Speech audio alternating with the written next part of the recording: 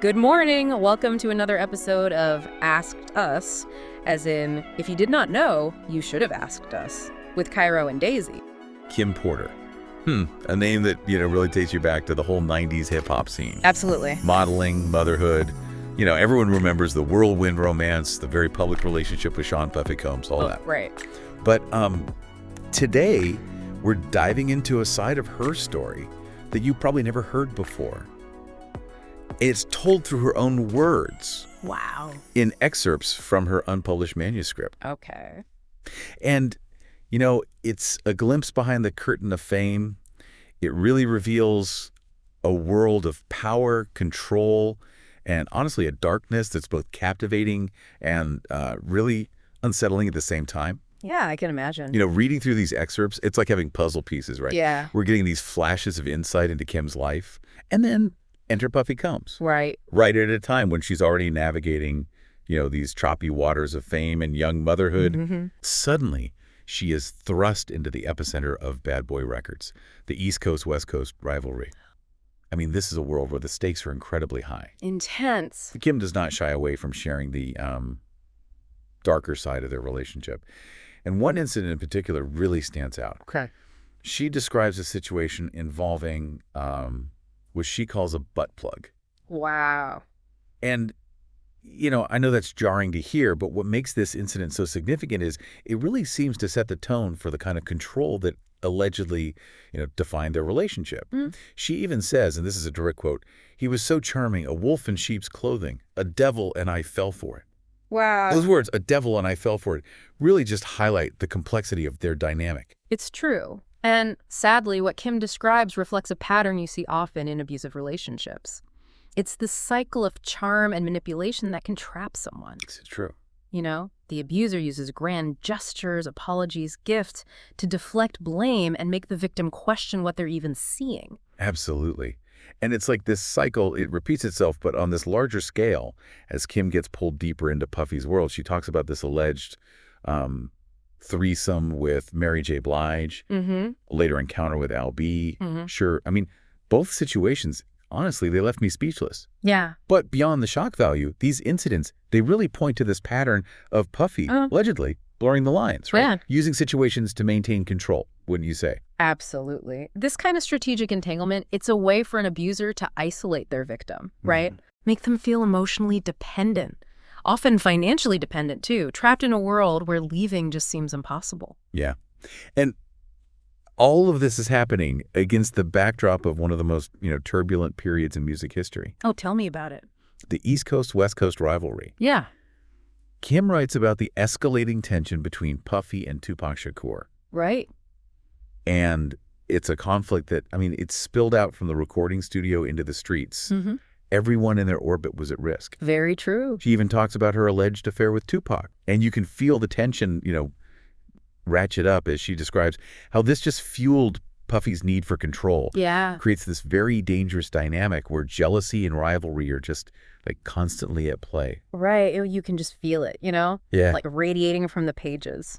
This potent mix of romantic rivalry, but then also you throw in the whole volatile atmosphere of the East Coast, West Coast thing. Totally. It's a reminder that this wasn't just a war of words, right? Right. This had real world consequences. And Kim was right there. Right in the middle of it.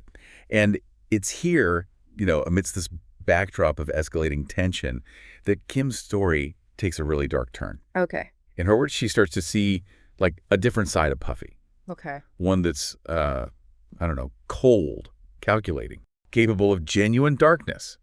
And this is where, it really starts to get unsettling. She describes overhearing a conversation, a chilling exchange, really. That suggests that Puffy might have known about the threat to Biggie's life, but chose not to intervene. She even recounts a phrase. And honestly, this sent chills down my spine when I read it. Okay. Something to the effect of, "He's worth more to me dead than alive." Oh my gosh. To think that someone might value, profit over a human life. I know. Especially, the life of someone that they supposedly considered a friend and a colleague. Right. It's incredibly disturbing. It's chilling. It really shows how power can distort someone's whole perceptions. To see people as assets, their value measured in dollars and cents Right. rather than, flesh and blood. And if those accusations weren't unsettling enough, there's another layer to this whole story that really shook me. Okay. Kim writes about discovering Puffy's, how do I put this, hidden collection of recordings and documents. Yeah. She calls it his vault. A vault. And this wasn't just, like a collection of mementos or anything. Right. This revealed a side of him that he had very carefully concealed. Oh.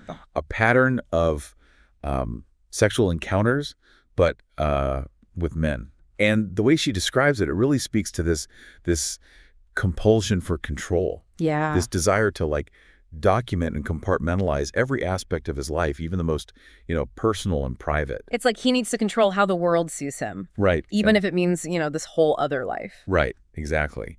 And the way he allegedly reacted to Biggie's death, Kim describes this coldness, this focus on damage control. Wow. Protecting his empire. That just feels, I don't know, at odds with the grief and loss that, you might expect. Yeah. It aligns with what we were talking about earlier.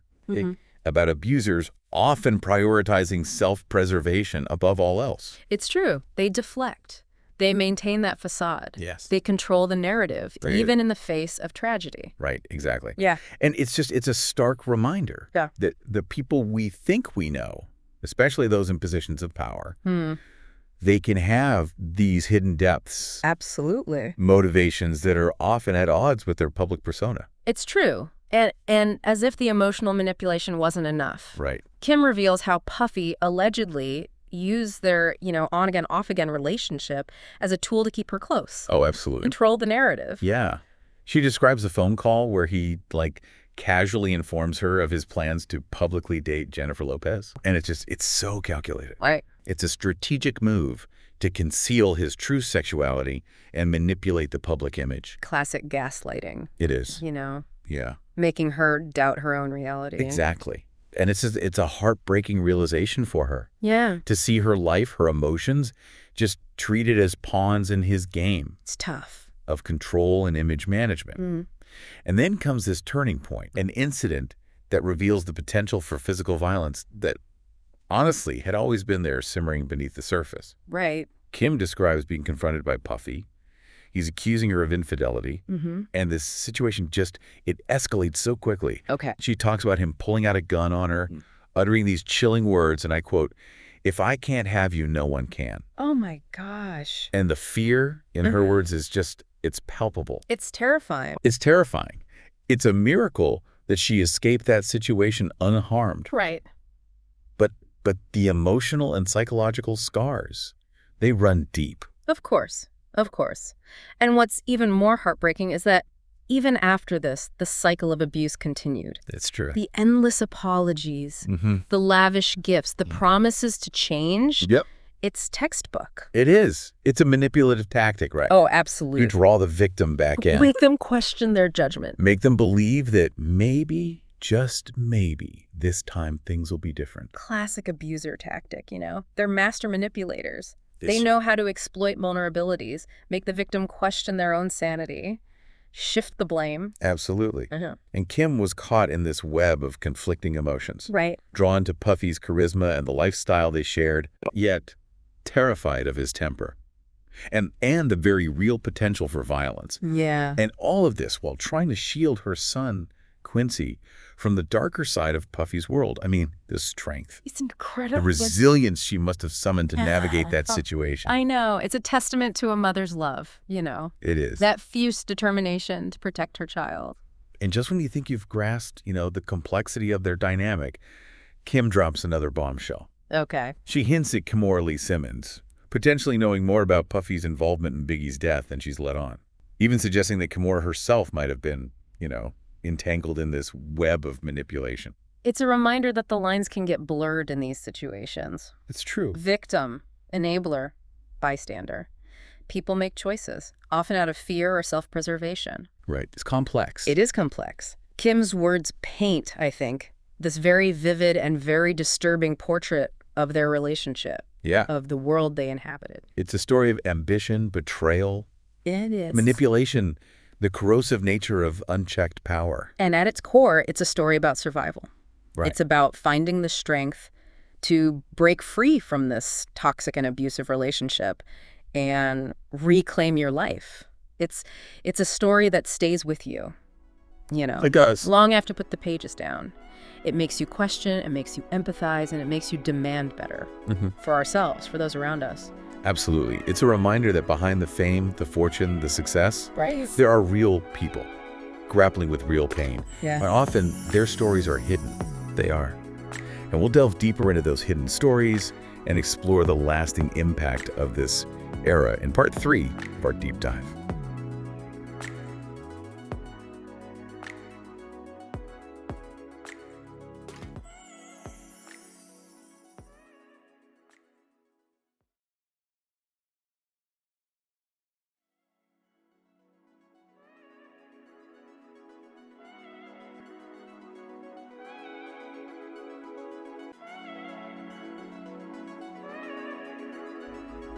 We're back, and as we get into these last few excerpts from Kim's manuscript, there's this one incident. It's chilling. Really reveals, I think, more than any other, just how much Puffy needed to be in control. Okay. And the lengths that he was willing to go to protect his image. Oh. Kid talks about this night. Starts at a club, right? Seems like any other night. Right. But it spirals into this whole thing. Chaos and violence, gunshots. Oh, wow. And in the panic, it becomes terrifyingly clear that Puffy, he fired the weapon. Oh, my God. But it's not even just the act itself, right? It's what happens next. Okay. It's the way he responds. Oh. Like, so calculated. Wow. Immediately, he's strategizing, talking about Shine. Right. The young artist on his label, taking the fall. Wow. It's like he had a plan. It's like a contingency. Yes. Yeah. For these situations. Yeah. A predetermined, this is what we do. Right. Prioritizing his protection above all else. Yeah. And Kim describes Jennifer Lopez, obviously distraught. Right. And she's like questioning Puffy, what could he offer this kid to make him take that risk? Yeah. And his response, I'm telling you, shills. Yeah. He won't do that, he says. People in jail don't cross connected people on the outside. Oh, that's a threat. It's not even direct. It's the implication. The implication is clear. It's this chilling reminder, Yeah. of his power, Right. his reach. Yeah. What could happen if you defy him? This incident, to me, more than any other, it shows you what coercive control really is. It's not just manipulation. No, he's not just messing with her head. He's showing her, flat out, I can influence events. Right. I control the narrative. Even the legal system. Even the legal system. Yeah. And for Kim, it's a realization. It strips away any illusion about this man. Mm-hmm. And then, to make it worse, the way he tries to justify his actions. He's classic. It's awful. He's like dismissing Shine's talent. Artists like him are a dime a dozen. But J-Lo, a once-in-a-lifetime find. Oh, my God. He's putting a price on their heads. Yes. Like Their asset. dehumanizing. It is. It's this perspective that allows him to compartmentalize. Right. Put his ambition, his self-preservation above everyone else. And for Kim, this is the turning point, I think. She's got to get out. Right. This environment, it's toxic. It's not just her, it's her children's future. Yeah. But this is the thing. It's never easy. No. She depends on him financially. She's emotionally drained. And there's the very real fear of what he might do. Of course. Leaving an abuser is hard enough. Right. But when it's someone with that power, Oh, forget it. the stakes are just so much higher. And let's not forget, she's pregnant Oh, God. with his child. It's this living connection to the man she needs to escape from. Talk about impossible choices. Kim's story, piecing it together from what we have, its ambition, its betrayal, manipulation, and its power just rotting away at everything. It's a lot to unpack. It is. And her manuscript, it ends. So we don't know, did she ever break free completely, find peace? We just don't know. That's the thing, right? We may never know her full story, but even these glimpses, her words are powerful. They are. It reminds us, the fame, the fortune, there's a dark side. Oh, And we have to listen to the people who are brave enough to speak up. it's so true. Kim's life, it was tragically cut short. But it reminds us, the human spirit is resilient. We have to be more discerning, more empathetic, and challenge the status quo, don't you think? 100%. Question everything. Yes. Thank you for joining us for this deep dive into Kim Porter's untold story. It's heavy stuff, but it's important. We hope it's gotten you thinking, maybe challenged some assumptions, and, hopefully you have a deeper understanding now of just how complicated fame, power, and staying silent can really be. For sure. Until next time, keep asking those questions, keep listening to those stories, keep seeking the truth, even when it's hard. All right, before you head out, don't forget to hit that follow, subscribe, or stay connected button. Trust us, you'll want to be here for it. So subscribe, share, and tell your friends. We'll catch you next time. Catch you next time.